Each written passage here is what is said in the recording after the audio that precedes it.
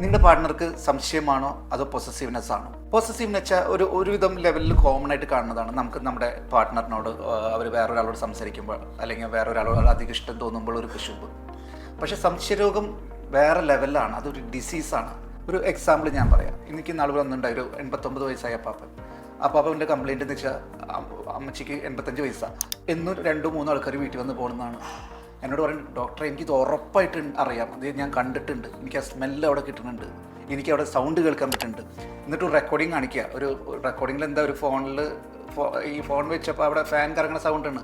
ഇത് കേട്ടിട്ടാണ് ആൾക്കാർ സംസാരിക്കേണ്ടത്. ഇത് നമുക്ക് ഇവരെ പറഞ്ഞ് മനസ്സിലാക്കാൻ പറ്റില്ല. അല്ലാതെ ഇപ്പോൾ പ്രായമായ 85 വയസ്സായ അമ്മച്ചിക്ക് നടക്കാൻ പോലും പറ്റില്ല.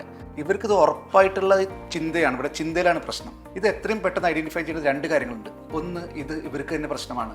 ഇവർക്ക് സ്വന്തം വൈഫോ അല്ലെങ്കിൽ സ്വന്തം പാർട്ണറോ ചീറ്റ് ചെയ്തെന്ന് പറഞ്ഞാൽ ഇവർക്ക് ഭയങ്കര അവരെ ഇമോഷനെ എഫക്റ്റ് ചെയ്യാനും അവർക്ക് സൂയിസൈഡിലേക്ക് നയിക്കാനുള്ള ഇതുണ്ട്.